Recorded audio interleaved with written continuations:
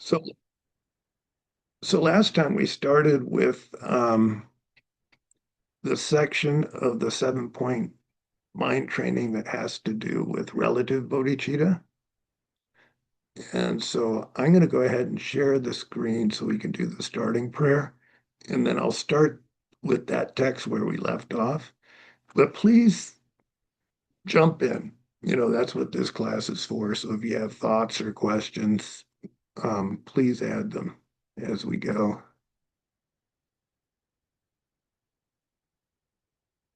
Huh, that's interesting. It's sharing parts of the screen I didn't intend to share. Okay, here we go. Sashi Buki Juji Mento Ta Rira Lingjin Yende Genpa Dia Sangye Shingdu Mida Ua Gia Dogu Nanda Chinga Chupa Chu Irang Guru Ran Amanda Lagane Yatayami Sangye Chura Sogi Chonam La Jachu Badu Dani Kasu Chi Daki Shichi Gebe Sunangi Dola Benche Sangye Duba Shu Sangye Chura Sogi Chonam La Jachu Badu Dani Kasu Chi Daki Shichi Gebe Sunangi Dola Benche Sangye Duba Shu Sangye Chöran Sogi Chonam La Janju Badu Dani Kazu Chi Dagi Shiche Gebe Sunangi Dola Benshi Sangye Duba Shu. All right. So where we left off, we got to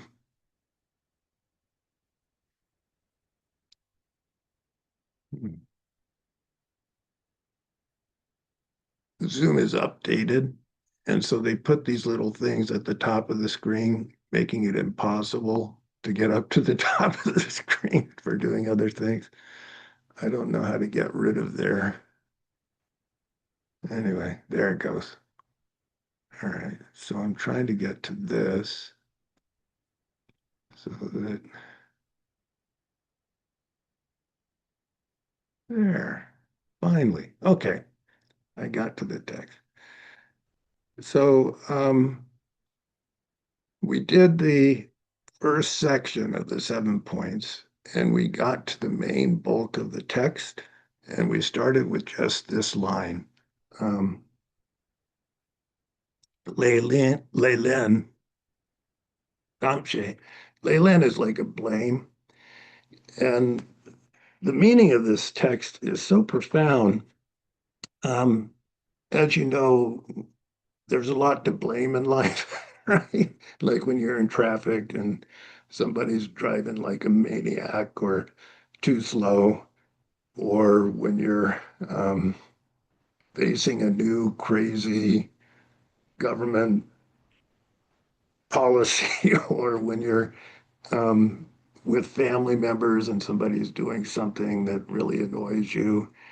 Our minds, particularly when we're angry, go very quickly to blaming others for our distress. And so this first line is to help us overcome that.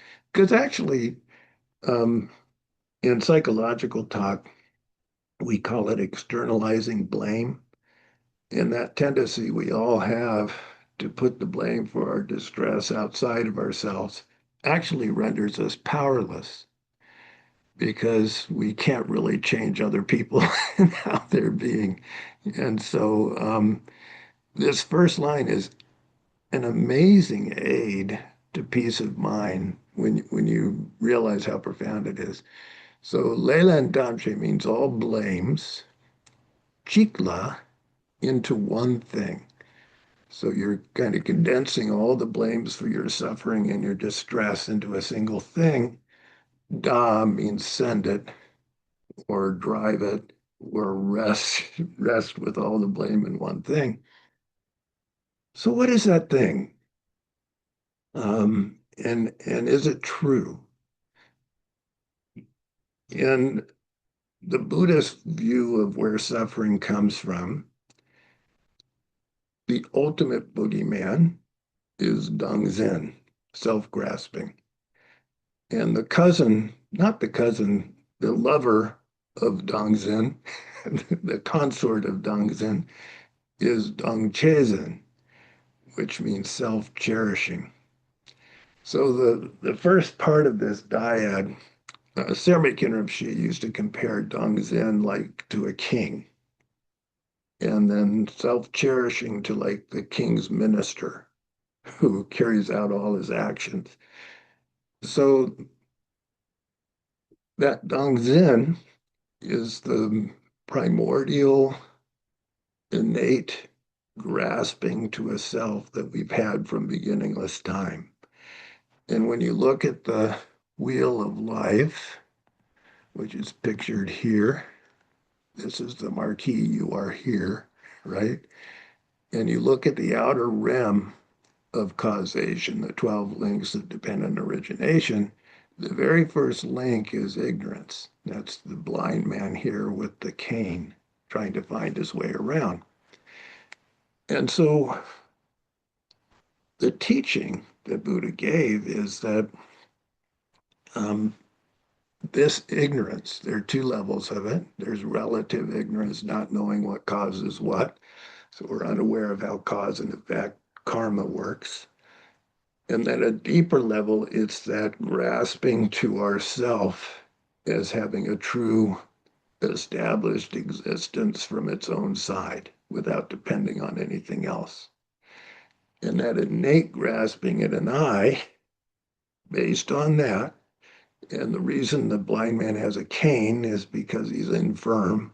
If you knock away the cane, he's going to fall. And similarly, that ignorance is not based on reality. So ultimately, it's fragile. It's not based in anything real.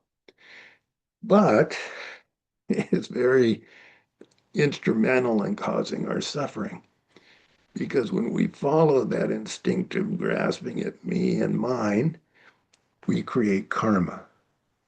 And here there's a guy making clay into pots, shaping it. And that's like our karmic actions of thought, speech, and body that shape moment to moment seeds in our mind that are depicted here in the third link by the monkey of consciousness taking fruit and eating it, and the seeds are falling on the ground wherever they go. And similarly, moment to moment, we're creating these causes, good or bad, that are taking root in the continuum of our mind. And eventually, through a ripening process, will give a result, good or bad. And so when suffering occurs, it's always based on that ignorance. Because somewhere back in our, we can't see it. And that's the sad thing about karma, is when it ripens as some horrible thing, we can't see how we originally created its cause because it's too far ago. But somewhere back in our past, this is the Buddhist point of view, for us to experience that unpleasant result, somewhere, someone in our continuum created the karma to experience what's currently ripening as a bad result. And that's hard for us to wrap our head around. But when you contemplate it deeply and you start to intuit how that could be true, then instead of blaming other people or other situational factors when suffering arises, you naturally go back to, oh, I wonder what I did in my previous life or even in this life to set myself up to be experiencing this current suffering that's ripening. So, any thoughts about that? I know it's a lot to put your head around, but yeah, I saw Bobby make a move. Yeah, I think, I mean, it's kind of hard because, okay, let's say millions of years ago, right? I did something. I know I did something. Something terrible happens today, of course. But during that whole, like, there seems to be a whole lot of subjective stuff here. Because, I mean, what was good then might be bad today. I don't know. Maybe I have a hard time putting, okay, good and bad labels on this. Like I did something good then, something good's going to happen now. I did something bad then, something bad's going to happen now. Good and bad kind of flux. So I don't know. I don't really know what I'm saying. I'm just saying it's really hard for me to map So how do you know those things. what's good and bad, given the relativity of things over time, right? Correct. Yeah, yeah. Um, so the rule of thumb from the teachings that Buddha gave are that actions are either what he called akusala, which is unwholesome. It can be translated as unwholesome, or kusala could be translated as wholesome or virtuous, based on several different factors. And if you want to get a really intense breakdown on it, I think you've read it, Bobby, but have you read Tsongkhapa's Lamrim Chenmo, the great, the treatise on the great stages of the path? Certainly not all of it yet. But yeah, that's on my reading list When you currently. get to this section on karma and what constitutes basic virtue, you really start to see how it breaks down in the Buddhist way of thinking. So one thing is, what is the motive? If the impulse to drive an action is one of the three root afflictions pictured here in the hub of this monster of samsara, ignorance, hatred, or desire, then it's akusala. It's not going to be wholesome. However, however, I'll give a caveat to that. Um, since ignorance is always with us until we reach the state of wisdom of emptiness and can meditate on that one pointedly, um, that ignorance, and actually, Jime Khenso Rinpoche went through this morning in his class on the Bodhisattva's way of life.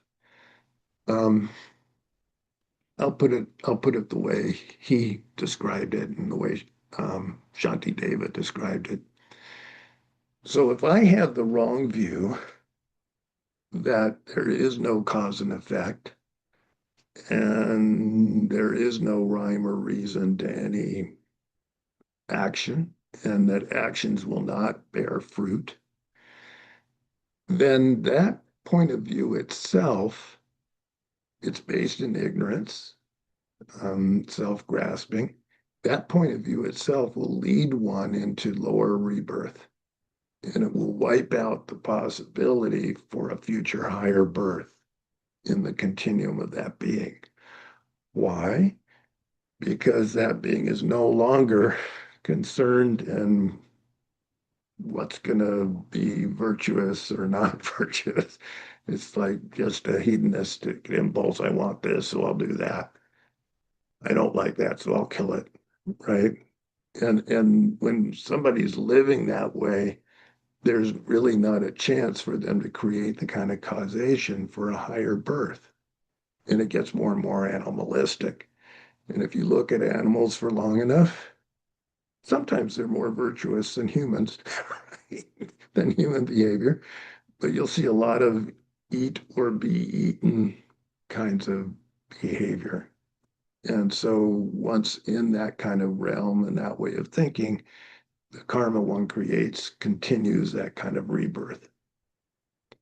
On the other hand, let's say that you have the ignorance of a self, but that you do think that your karmic actions are going to give you some result, good or bad, based on what kind of action you enter into. Then what Shantideva teaches and what Yume Khenso Rinpoche was talking about today, even though it's still a wrong view based on clinging to a self, you're more likely to enter into wholesome activity, like trying to preserve life instead of take it, trying not to steal from someone if you can avoid it, um, trying to help someone if you can. And those kinds of positive actions will give you causation for a higher birth in a better form, even though they're still based on ignorance. However, from from Chandrakirti's point of view, that ignorance holding to a self is an affliction. It's an afflictive state of mind ultimately. And as long as it's there, you can't know liberation. But it's better to side on the side of believing that there's a real cause and effect process that could shape your destiny. Does that make sense? It does, yeah. I guess what for me personally at least, I just feel like it's kind of important to separate out. I don't know. Go ahead. I don't know how to describe what I'm saying. That's the thing. Is like if we add these, oh, if you do good things happen, bad things happen, then we end up with that sort of cheap version of karma that is viewed as like a justice system. And I think, I think it's helpful, at least for me, to sort of look at it from more neutral standpoint. Does that if that makes any kind of sense? I Well, guess I am sort of wary of the subjective labels. I don't want to hold us up with this. This is I don't know. it's actually quite important. This kind of discussion, this kind of thought is actually very important because it's what shapes the core of one's spiritual journey. And so I don't mind tearing, I don't know if anybody else does, but I'll go a little bit deeper into what defines something as kusala or a kusala from a Buddhist point of view. A very big part of that is what is the impulse that's driving the behavior, whether it be verbal or physical. Um, Thanks, Cheryl, or just mental, right? And so when you read like the Abhidharma literature on the different aspects of the mind and its functioning, or if you read Tibetan Lorik, um, definition of mind and its functions, there are a whole list of different mental impulses that are considered wholesome and virtuous and that will lead to good things for the person who has them, who associates their mind with them. And there's a whole list of things that are considered non virtuous, and their very nature will produce suffering. So that's a huge factor. What is motivating the behavior, whether it be mental, verbal, or physical? And that motivation, again, if it's driven by that primordial sense of me and mine, then it could be virtuous based on what kind of, if it's loving kindness that's associating with the mind driving that ignorance, or if it's um, a sense of integrity, a, a, a sense of wanting to preserve one's own future well-being, or something like that. Those are virtuous factors associating with the mind. So that's one big factor. What is the mental state driving the behavior? Then the next big factor is what is the action that you're going to do? And so if the action is something like helping another being, that's virtuous because you're not harming, you're helping other forms of life, including yourself in that moment. If the action is harmful to someone, then that's non-virtuous, right? But that too, lots of different layers. There's the story of the Buddha who throws the spear at the guy who's going to sink the boat of salespeople in a past life. A non-virtuous act based on a virtuous motive that saved 500 lives at the detriment of that one person who was going to murder everybody, but is also done to preserve his karma, right, from going in a negative way. And so it turned a negative action into a virtue. And so, yeah, it's relative. But at any time in the continuum of a being, when a being is acting, they're acting in relationship to other beings. They're acting in relationship to mental factors that are occurring in their mind. And so some of these things seem to transcend context and time. That's just a counter argument. And then the third factor in karmic power, if you will, is the level of the being it's directed to. If a being is very highly realized, whatever karmic action a being does in relation to them is more powerful in what kind of effect it has. So that's something to consider too. So more questions or I have a question, and I yeah. know you've answered this for me before, but it somehow still doesn't feel totally satisfying. Um, Karma, as far as us knowing what we did, that for most of us, that's just beyond our view. We won't usually know that, correct? Right. Oh, yeah, that part's not real helpful. Well, we do know what we're So, doing now, right? Um, yes. Oh, yes. I understand I can, um, with what time I have left, be much more meritorious, I guess, than I ever was. But I'm just I'm just talking about some of the, bad things that happen that, I don't always understand why.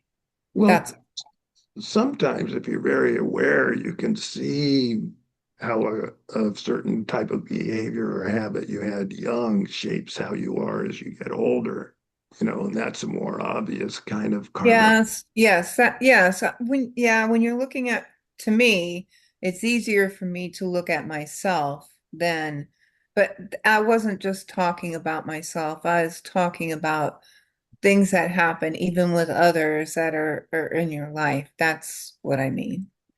And that is hard. Cheryl has her hand up. Karma is such a complicated, depthful topic. And I remember that, are trainings in it, classes in it, where you can learn where some typical bad things that, well, what we perceive as bad happening to us, what might have been that karmic cause. Um, but I realized, like for me, that doesn't always help me. I I think um, this is going to be out there for the world to see. So let me just say there is a person in my life that I've not always had an easy time with. And it really, and it took decades of working on it, right, to get there. But I think my intention, when you were talking about intention, Wilson, I think intention really has been helpful for me. Like if I look at what my intention is and I work on acceptance of some behavior, not really about me or about our interaction, wherever that might have come from a past life or this life's behavior. Sometimes it's just easier to try to work on it now and not fight it. Like so much of not liking something and calling it bad in my life. Well, calling it bad in my life is because I don't like it. And why don't I like it? And it's still something I'm working on, you know. So Bobby, I was like listening to what you were saying, and I think the whole point on intention is really big clue here. If I look at what I've done, what my intention was, and maybe work on that's something I feel is in my power to That's change. that's exactly right. And that when When the mind goes to blame, then it gets outside of our power, right? But when you're able to let go of the blaming process, then it's back in your power. It's not a bad deed to be hurt by someone or have something happen to you negative. In fact, it can be a purifying deed from a Buddhist point of view. But at that moment, we can choose what our reaction's going to be. And that's where the power of intention and mindfulness and all the other practices that people enter into in the Buddhist path come into play. And so that's what this line is about. Why to, instead of first going with the first impulse, which is to blame the person and then try to strike back or retaliate, and that just sets up another chain of karmic arising that's going to come back and bite you at some point. Whereas if you can pause and just do a more reflective take in of what's happening and check your motivation and reboot your compassion, then you're turning a hard situation into the path. You're taking hardship and you're transforming it into something beautiful for yourself, right? And for others too. And then the other thing that makes it so complicated is that we have collective karma as a group. So it's said that only a fully enlightened being can exactly trace back all the causes and conditions that produce any event. But we can have kind of an intuition as we're going along. So let me see, Cheryl saying the hardest thing is to not get angry when every instinct tells me to. Yeah. And there are two levels. I'm going to switch and put on my therapist hat. There are two levels in terms of lots of levels mentally as we go into situations. But I'm going to call one level automatic thoughts and reactions. And those occur in a millisecond before we have any conscious awareness or control over them. And I see those from a Buddhist point of view. If I put my Buddhist point of my hat back on, I see those as already ripening karma, karmic trends in terms of who we are and how we think that have been molded over past reactions. And so we don't have much control over that automatic level of thinking and reacting. Our control comes in when we're able to bring it to consciousness, and that's where mindfulness comes in. And then we can choose how we're going to react and how we're going to respond. And that's how we kind of take back the reins from the automatic ripening of that karma. And we use negative events into creating a better future. So the main thing is not to beat yourself up because you react at some level, but the main thing is to get better and better at catching yourself as soon as you can when you're reacting and have some internal ways of thinking about things where you can turn it into something different than just creating another cycle of revenge and retaliation that's not going to help you or anybody else. So I hope that makes sense. Well, when I was speaking of karma too, it's not always an angry thing. It can be a difficult, very difficult thing that has happened. So you're not necessarily angry. It's hurtful, but you're not angry. Do you know what I'm saying? The sadness and the mourning. Yes, that, yes. Yes. Yeah. And I don't know. My way through that was practice. It took a Mhm. long time, but it worked. I I, still don't get the karma part. That's the part that I, you know, was asking you about, but I get it. We don't always see it. I don't see it. yeah, and certainly I don't either. That part, and this is something that Jimmy Rinpoche was talking in the class this morning about too. He's getting into meditation, and he's getting into some of the obstacles to meditation. And one of them he talked about is attachment, which we all have.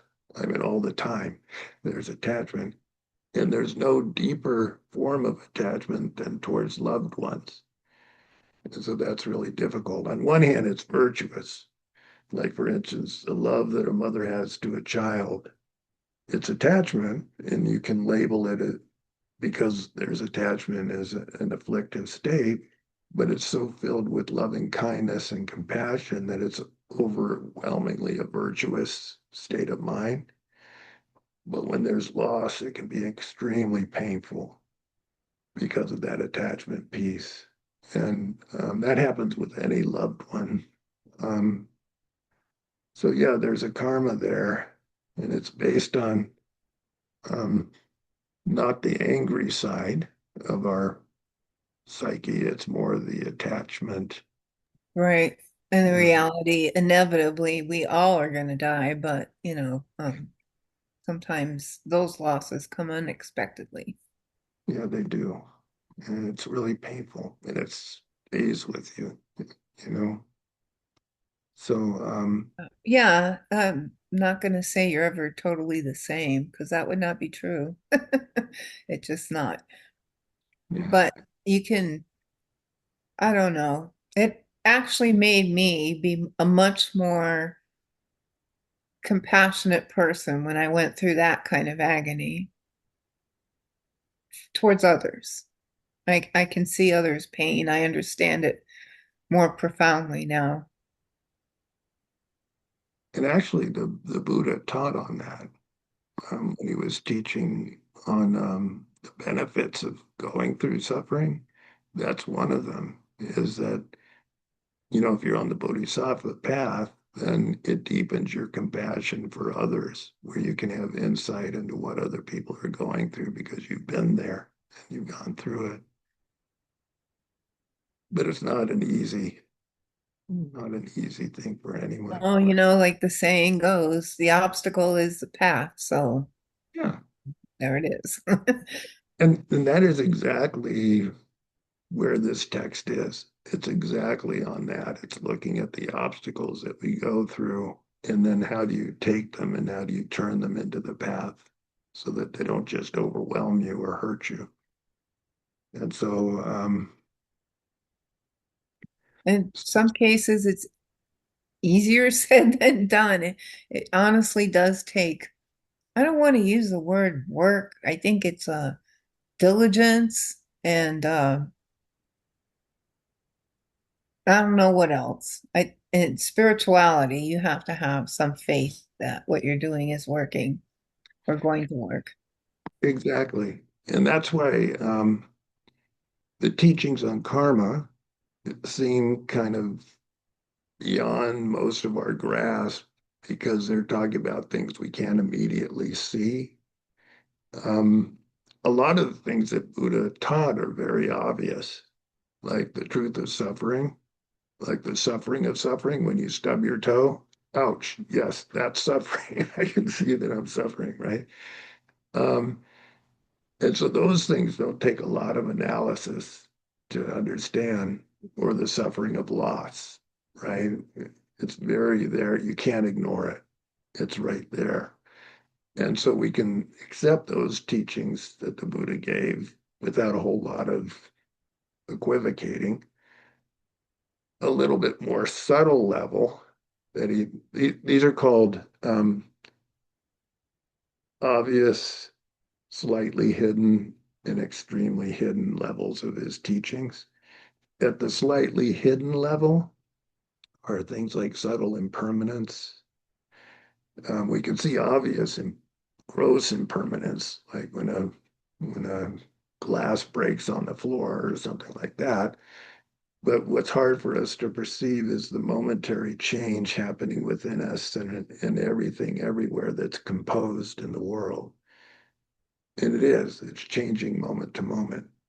And so you need your logic and your intuition to understand it. With advances in science, you can see it under the microscope. If you've ever watched um, filming of cellular reproduction and what happens at a cellular level, our whole body's changing moment to moment. And so we can see that directly now, but it used to be a slightly hidden phenomena that was gotten to by logic. And then at an extremely hidden level is the workings of karma. And so that's why Buddhists gain faith in the Buddha and his teachings through those more obvious things that we can observe for ourselves, and then the slightly hidden things that Buddha talked about. But that level of faith can help you kind of say, okay, well, he also talked about karma.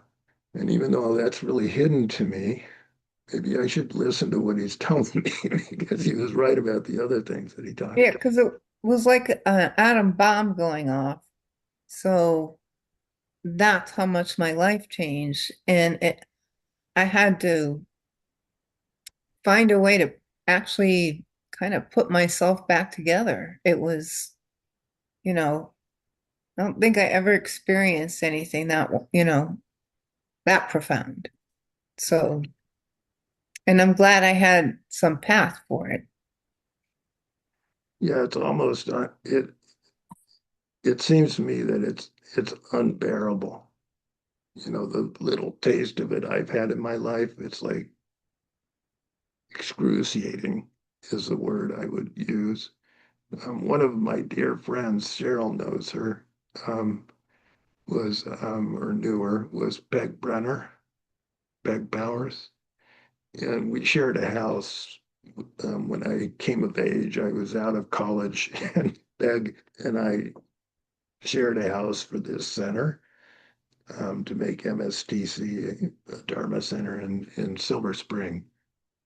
And so I got to know her very well. And she would tell me about what took her to Buddhism. And I think I've mentioned this story before, um, but it's very poignant.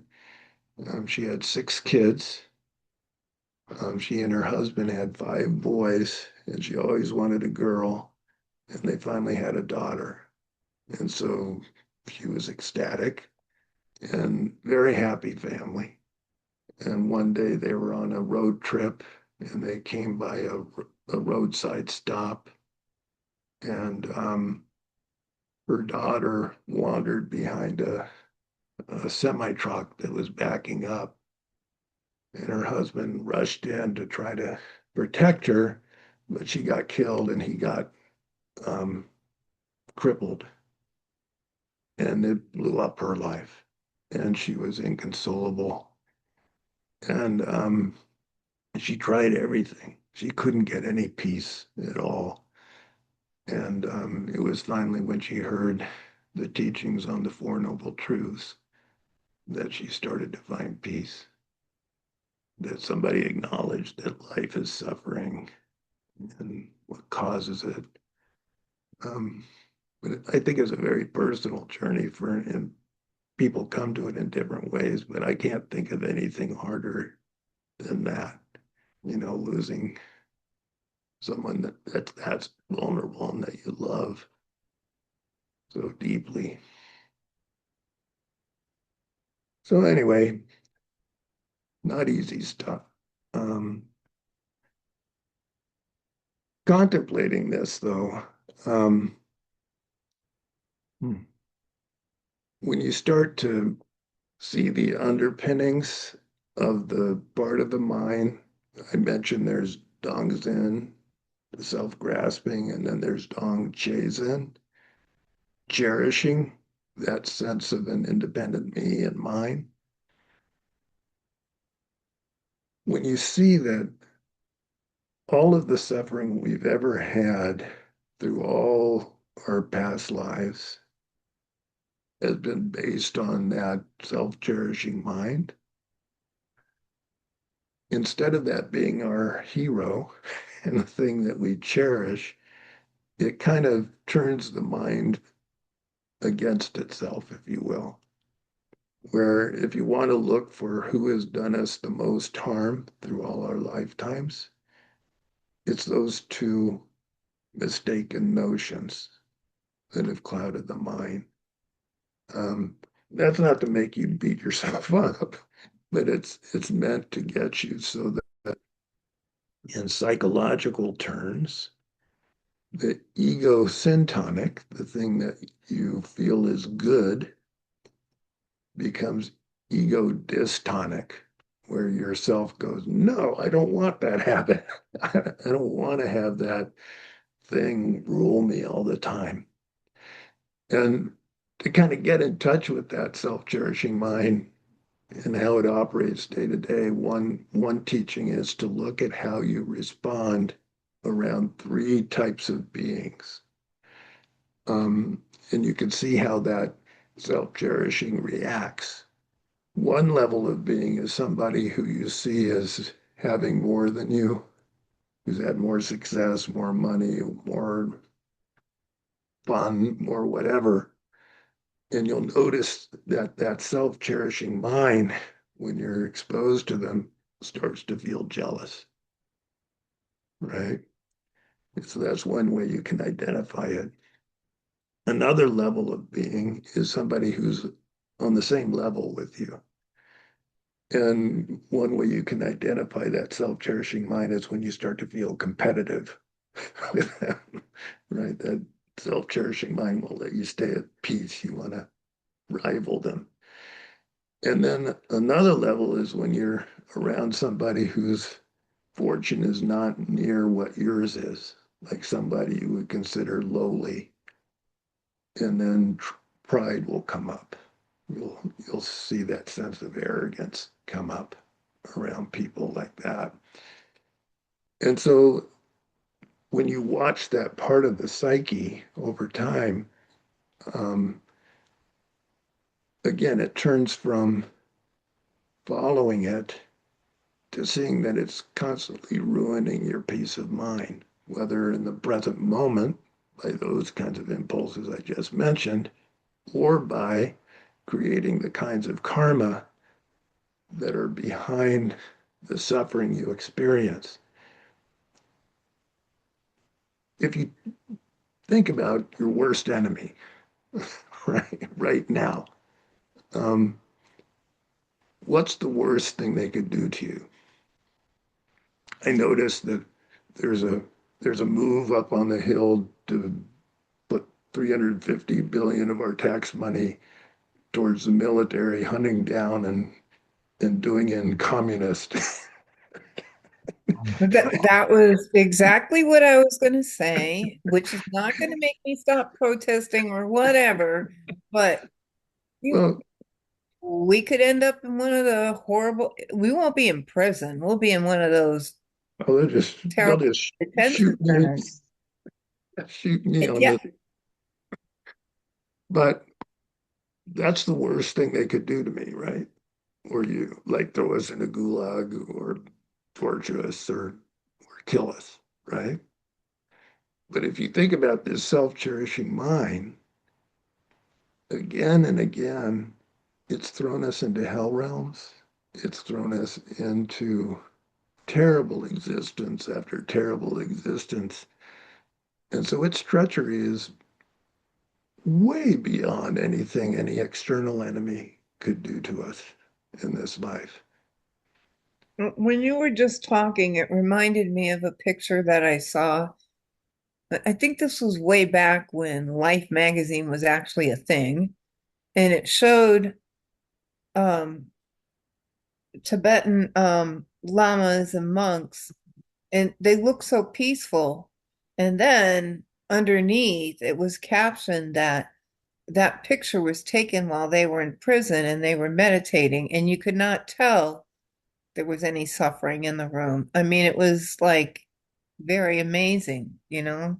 Yeah. So I don't Yep. think I'm up to that level, but One of my language teacher, Yeshe Kedrup, his brother, um, Ketson, was one of the people, one of the Tibetans who was in the concentration camps in China after they took over Tibet. He wrote a book on it that's just wrenching to read. Um, but he was always so kind and so peaceful. I didn't get any sense of harboring anger or grudge in him. I'm just a really beautiful human being. And his way that he got through it in the concentration camp where he was, there was a very high lama, and that lama kind of would teach all his friends how to meditate and how to turn the conditions they had into a condition for enlightenment. And that's how a lot of Tibetans got through that and kept their peace of mind. So, so anyway, these are the kinds of teachings that they have that help them do that. Yeah, Bobby. So, going back a little bit, the self-cherishing and stuff, and you gave examples of, you ever look at somebody and think you're better than them or you're jealous of them or whatever. All of that's very easy to understand, I think, at least, when you sit here and think about it. Now, what advice would you give somebody who, like, in the heat of the day, right? I work in an office environment, and I'm not even saying this to like be mean, but there really are some idiots that I work with. It, I can't change the fact that they're not, but I can change how I interact with them. I mean, for real, like, but I have to constantly monitor the way that I interact with them, and I have to be very mindful of not falling into thinking, well, I'm better than they are or whatever. So again, what advice would you give me when I'm faced with someone that might truly be an idiot, for Well, me to not think, wow, this person's such an idiot? well, I think it's very good at one hand that you can recognize when somebody's confused so that you don't get contaged by it, right? You don't Right. get swept up in their confusion and do something you're going to regret. I think that that's a very good, that's your wisdom. And so you follow your wisdom there, right? On the compassion side, um, these kinds of contemplations, like I wonder how many lifetimes I went through like that, where I was completely, unaware of what I was doing and making mistake after mistake and causing distress to, and I think that attitude of caring for people like that. So that person has been your mother countless times, has cared for you, through many lifetimes, maybe many times given their life for you. It's hard to know. But when you're at that level, that loving kindness is there. So in your own family, if your mom, let's say, gets dementia, she may be incoherent, but you'd still have that love for her, right? And that Mhm. care. And so that's the goal. Yeah, Cheryl. Boy, that's such a common thing, Bobby. It's like I don't know anybody who can't relate to that. And I I had a teaching, and this really, really helped me because at the time I had a boss that was I did not want to go to work. That's how bad it was. And and the teaching was when he goes home, he has his wife who loves him. He has peop children who love him. He has a dog that comes up, is so excited to see him come home. And it really helped me use the understanding of what is my karmic relationship with this person that I see this person as this awful, nasty, mean guy. And so I really tried to use that, which is very hard when you're in the middle of it, right? Or if they're idiots or whatever. And I wound up having more of the workload or, it came to me messed up. But that really helped me. And then I just want to say that we part of part of so much of this is faith, right? We don't know. We're doing it and we're having a belief system that says this is correct on some level. We buy into this. It is correct. And so I do want to say that that particular boss, I wound up changing jobs. He called me to ask me to work with him again. It didn't come to pass. And then he called me to apologize for all the behavior he had at the time and how he was under so much stress. And he is a friend now to this day. So I just, like we don't always see the work coming to fruition. And for me, that is such a major example of karma and not acting out in the moment or accepting it is what it is, and that I had some role in that, maybe not this lifetime, but that I refuse to continue the thing. So, the concept is everything that Wilson was saying. This person's been my mother. I tried that, you know, I did all the things, and ultimately it came to pass. It doesn't mean I was consistent about it. It doesn't mean I didn't yell or make a face or do some bad speech when, I needed compatriots for support. I did pray on that though, to try to do some good deeds to make up for those things. That's kind But of where I'm at now. yeah, yeah. It can So be hard when you encounter people that are being difficult to you, sometimes intentionally so, sometimes, but mine, yeah, I forgot about my work life. I've been retired for a while, so that's all, whatever I did then, I did. Was I always good? Probably not. I think I rolled my eyes a lot. That was my thing I would do. And so that's why I sort of understand the um, Prime Minister Melanie and her faces. Not that I'm like her, but that's what I would do. I think I made it obvious, maybe not by speech, but that way. But worked at the farmers market and other places where I talk to other people, and there are some are really disruptive. I mean, one person had my heart going and everything like that. I didn't really respond to them. What I did was record them, and they backed off. But I've had people come up, and I've actually really, really tried to be patient with a lot of them. And one girl came back around. I mean, when she first came up, she wanted to blow everything up. She was an anarchist. And so I just would patiently say things like, okay, well, if that were to happen, how would that help anything? I just wanted her to think for herself, not. Anyway, 2 years later, she came back and she pointed at the table and everything on it and said, I really have come to realize how important all of this is. That was a big win for patients. Took 2 years of talking to her because she would come back and, you know, tell me how she felt or what she really needed someone to listen to.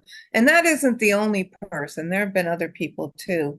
Um, so even in difficult situations, lots of times patience, pays off.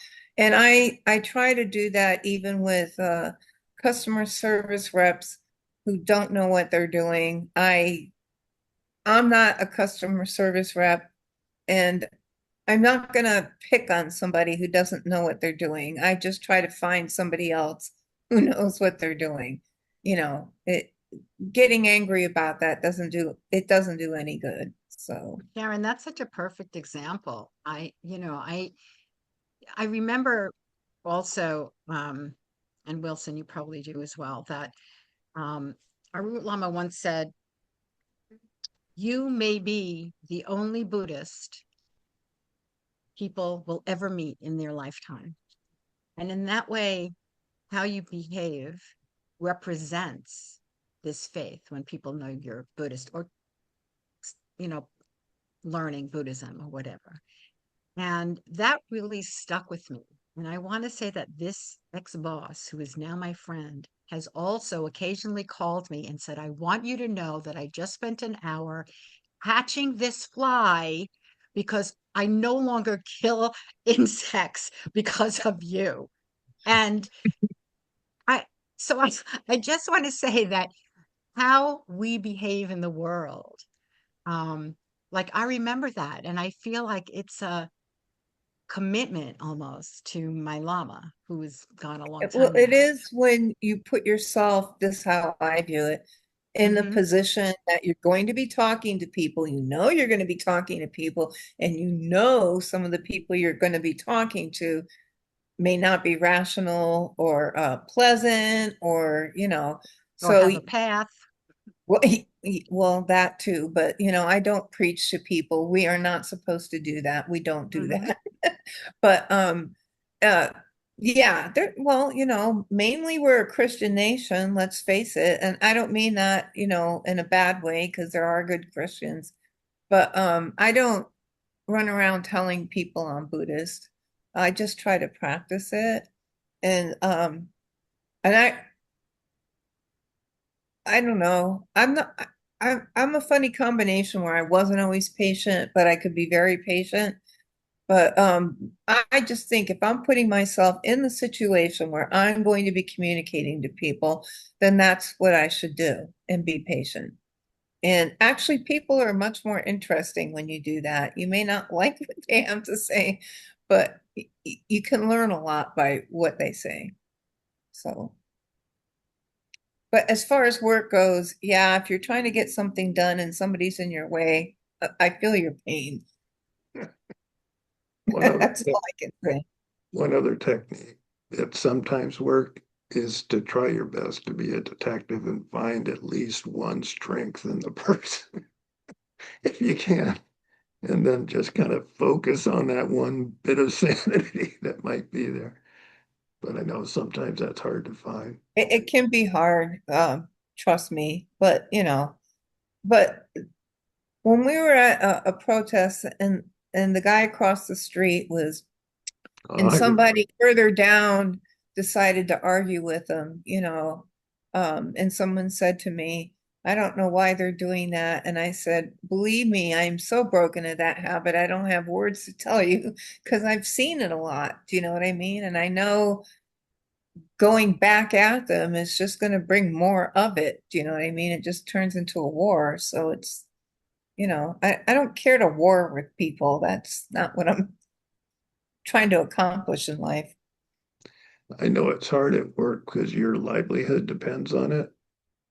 And if the person is trying to undermine your livelihood, that can be pretty scary. Um, so your best bet, though, is non-reaction and just kind of being competent with what you do. And eventually time will change things. So anyway, good example. Um, so anyway, that's this particular line, and we're doing the practice of exchanging self for others, which starts out equalizing self with others. We're all equal, wanting to be happy, not suffer. And then the next contemplation is thinking of all the faults of just cherishing yourself and no one else. And so this line goes to that point. The next point is thinking of the benefits of cherishing others, and this line goes to that point.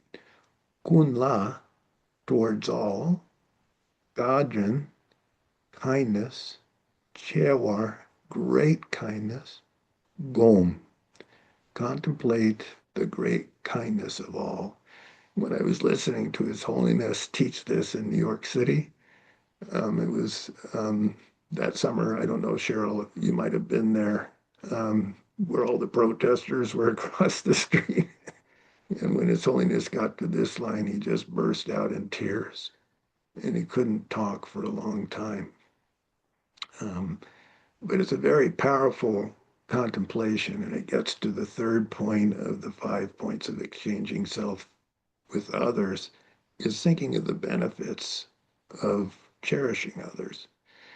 And so the easiest way to think of this is to think of any Lama or Buddha or great being you've ever met, and then think, well, how did they get there?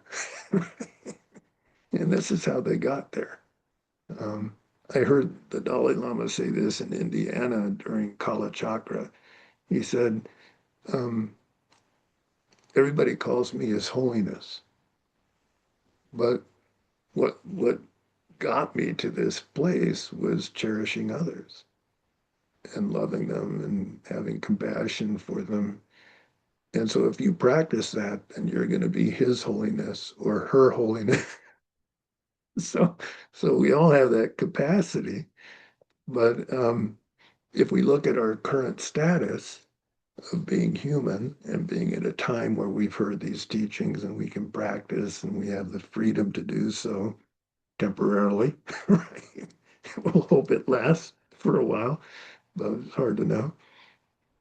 But what brought us to this? And it's virtue. And what is virtue? It's that one of the most potent kinds of virtue is loving kindness and compassion and actions done with that. So somebody in our past has had that attitude and has done actions that brought us into a perfect human birth and gave us this opportunity. And if we continue to follow it, then as His Holiness says, and Shantideva says, for the Bodhisattva, it's like going from joy to joy. And so even if you end up like my friend Caleb did in a concentration camp, he was able to maintain his joy. And and then he went from that into a very joyful family situation. And so we can do that too. So what is the kindness of all? Um, you could start temporarily, like we're on Zoom right now. I presume you're all in comfortable housing situations, right? So how many people came together to build the technology we're using, to build your home, the materials of your home? How many beings um, have sacrificed their entire lives to bring us this continuum of teachings? Starting way back from the Buddha to whoever taught the Buddha, and then all those sages and yogis and yoginis who practice over millennia to preserve this and bring it to us, to all the beings that are related to feeding us. Hopefully, good food that doesn't make us sick, right? All the beings that have contributed to our health care and so forth. And then think for a moment of your parents. None of us would be here if our parents hadn't given us life, right? And then as an infant, take care of us and raise us from being like a mushroom into being able to survive and walk and talk and clothe ourselves and function. And so when you start contemplating that and then realize the teaching of your mother of this life, having been your mother countless times, and all beings having been your mom countless times, then that sense of gratitude and love can be just overwhelming. And that's why His Holiness burst out crying, I think. I couldn't be in his mind at that time, but I think he was thinking of his fellow Tibetans and their distress, I think. And he became overwhelmed by his sense of gratitude and love. So that brings us to the fourth point of the 5 points for exchanging self and others. The fourth point is the actual exchange. My teacher, Zerme Kentzer, um, helped organize a talk for him at Constitution Hall in Washington, D.C. And all these dignitaries came, and it was a magical event. But during it, His Holiness said, he gave us an exercise, and he said, imagine yourself as this one being. Imagine you're outside of yourself, and you see yourself as this one being who wants to be happy, doesn't want to suffer. And across from you are billions, countless, countless beings beyond the ability to imagine, who each have that same wish to be happy and not to suffer. So, from an objective view, which side is more important? This one being or these countless beings? Right? And so that's the exchanging mind. To realize from beginningless time up to now, I've mostly just cherished this one being, but that self-cherishing has brought me nothing but suffering and nothing but disappointment. Whereas the Buddhas, they've cherished all beings, and look where it brought them, right? So if I want to be happy just for myself, it would be foolish just to stay stuck on the self-cherishing mind and just cherish this side. It would be wise to embrace the path of Buddha and cherish all these beings. It's more important. And so that's the exchange where you're able to, instead of putting yourself first all the time, is start to think of all beings all the time. And how can I help all beings? Very profound, very hard to do, right? But even for a moment to do it, I think is very powerful. There was a uh, Trungpa Rinpoche's son. He's kind of a controversial figure, but he put out a song, a rap song, and it was really catchy actually. And it had him in a studio with a microphone, and he was singing "What About Me." And there was kind of a funky rhythm. I don't know if any of you heard this song, but you can probably look it up on YouTube. It had a picture of a guy in a city trying to get attention and feeling unhappy among the mobs of people. And then the song goes on, and the turning point, it's all in black and white up to that point. And the turning point is when the lyrics change to everything changes when instead of what about me, you start thinking, what about you? And then color comes in and the sound changes and it starts uplifting.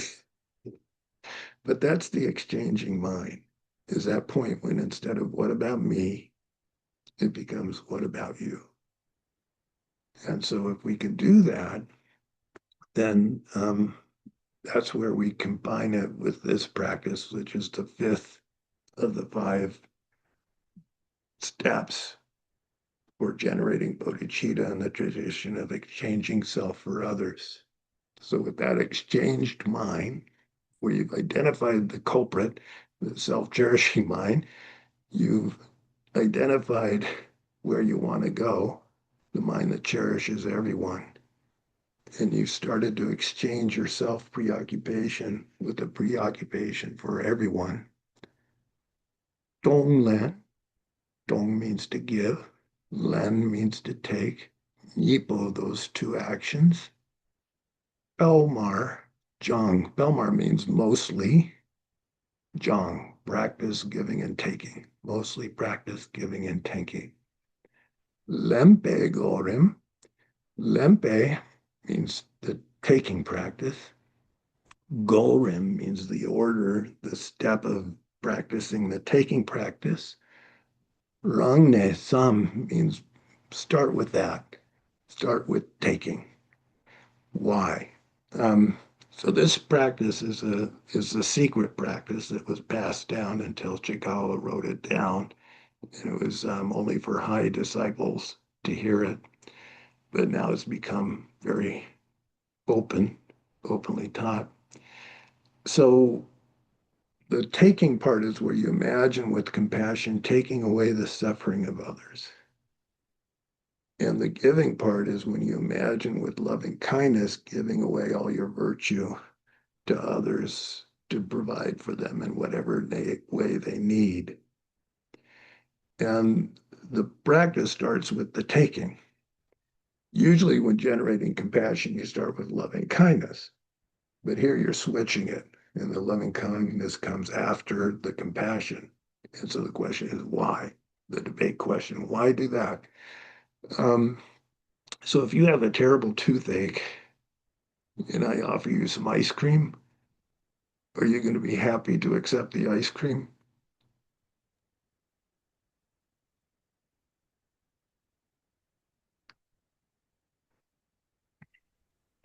No.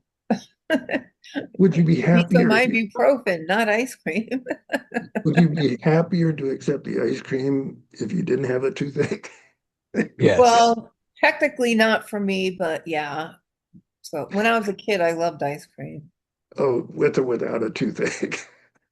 Bring it on. Well, I didn't have toothaches as a kid, but Well, the reason that we start with taking is that beings aren't going to enjoy fully what you have to give if they're suffering. And so you begin by thinking of taking away their suffering. Even though in terms of generating compassion, loving kindness comes first as a preparation. In this practice, you begin with the compassion part of taking away the suffering. And that's done. Um, well, it's going to get into how to do it. Um, Ten Yi, those two practices of giving and taking, Lungla on the breath, Kumparja, mount them on the breath. So this becomes a very profound practice. You can practice day and night, where when you're breathing in, you can imagine whatever sufferings of beings appear to your mind dissolve into dark smoke. And with compassion, you imagine inhaling them and you feed them to your self-cherishing mind, right? If you get scared at this practice, it's considered a good sign that your practice is working. But you imagine feeding all the suffering of those beings, including your own suffering. Probably a good way to start. And actually, that's this previous line, wrong ne sam. Actually, the order, wrong ne sam means begin with yourself. And so it's easier if you think what suffering is coming down the pike to you. Or if you're currently in suffering, then imagining the suffering you're currently experiencing and imagine taking it away and that suffering disempowers the self-cherishing mind and that all of your virtue, all of your kindness, all your love takes the form of light and breathe that out to yourself, healing you and giving you whatever you need. And then you can think of suffering coming down the pike in the next week, taking that away from your future self, breathing out well-being to your future self, and then extend it out a year, 2 years. For those of us getting old, we have some scary stuff to look forward to in the not too distant future. You can imagine breathing all that in, taking it away from your future self, and breathing out all your virtue to give you whatever you need to get through that part of your life. And then as you finish with yourself, then start with loved ones, taking away their suffering, breathing out whatever they need, and then your community. And eventually you can branch out to everyone everywhere, imagining taking in all their suffering with your in breath, reducing your self-centered focus, and with loving kindness, breathing out all your virtue, taking the form of what every being needs. For those who are starving, food. For those who are thirsty, delicious drinks. For those in unbearable heat, cool. For those who are um, being brutalized, peace, protection. And then to all beings, whatever they need to enter into and begin to make progress on the path towards their enlightenment. So that practice is a very profound one, and it's the main practice being taught here. Yul Sum means three objects. Duk Sum means three poisons. Getza Sum means three roots of virtue. So the three objects are enemy, friend, stranger. The three poisons are anger for the enemy, desire for the friend, and ignorance towards the stranger. Getza Sum means three roots of virtue, is taking those mental states that we naturally have because of our ignorance, hatred, and desire. Beings get categorized as enemies, friends, or strangers. And so it's taking those natural categories and tying them into your giving and taking practice. So, for instance, for all the beings that you have anger or fear towards, imagine taking in all that anger and fear and feeding it to your own anger and fear, reducing it, and then take your own virtue as patience and courage and breathing it out to them. For all those beings that you're clinging to, imagining you take all their desire in with your breath, feed it to your own self clinging desire, reducing it, breathing out your own well-being and virtue in the form of non-attachment, contentment, and well-being, freedom from clinging. And for all those that you're feeling as strangers, imagining breathing in all their ignorance, destroying your own ignorance, freeing you so that your mind is wetted with wisdom, and breathing out your virtue and wisdom to give them whatever they need so that they can um, overcome their ignorance. So you could do that with the three poisons whenever they come up in your mind, and you start categorizing beings in a way instead of holding all beings as as beings to be cherished. When you start being partisan, you can use this practice to break down that partisanship in your mind. And then we can actually finish this section. I think we're getting close. Okay. Jeki Mengak. Mengak are these instructions. Jeki means afterwards, the instructions for after you practice the giving and taking. Dor Dupa, in brief, Ela, to those practices of giving and taking. Drempa Kuechir, in order to bring them to mind, in order to call those teachings to mind. Julam means your daily activities. Kundu means all the time. Sikijang, practice with words.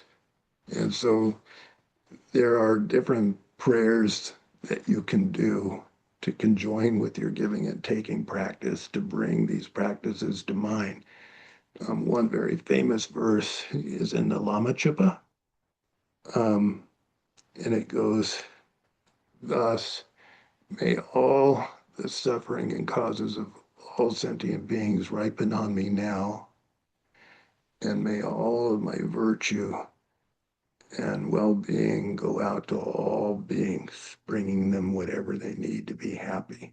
Something like that. Tena Jatun Lama Tukje Chan. You imagine when you're doing these kinds of prayers, you imagine it's in front of all your teachers and all the Buddhas, Bodhisattvas, Yidams, and so forth.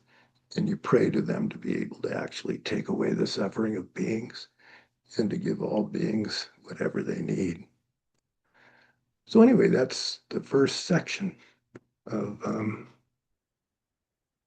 of the actual instructions for exchanging self for others. I'll share the screen with the closing prayers and open it up for questions if you have any. Find the No, just a comment that this is a really good practice. It's one I use, and yeah, you think taking on all this stuff is going to be horrific, and when you start it, it sort of does feel that. But by the end of it, um, you just fill up with virtue even for yourself because you're giving it to others. I don't know how to explain it, but I you find just feel again, more virtuous. I find repeatedly when I'm really in a dark place, this practice gets me out of it. Like Yes. and again, like clockwork. It, it, it really is helpful.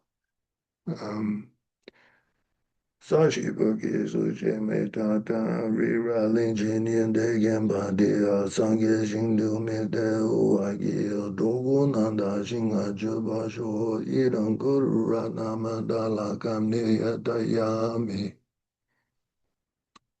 Gewadi Kewokun Sunam Yeshe Soso Shin Sunam Yeshe Lechunwe Damba Kuni Tobasho Janju Zenjo Rinpoche Amage Banange Gyuchi Gyaba Nyampa Mepa Yang Gone Gondu Bawa Sho Gari Rawe Goe Shingande Bendande Wa Malu Junwene Genrezi Wanden Zengatsu Yi Shebe Side Badu Tengyo Chi. So anyway, these are really profound instructions. I'm really glad that we're going over this text, and I'm grateful to everybody for showing up. Well, So thank you, Wilson, take for the good teaching. care. We'll have one more of these before Yume Rinpoche comes. I think it's the first Sunday in August. So that'll be our last, and then we'll take a break until the fall sometime. All right. Okay. Everybody be healthy, safe. Bye. Bye. Bye, Have a everybody. good one. Thank you. Sure.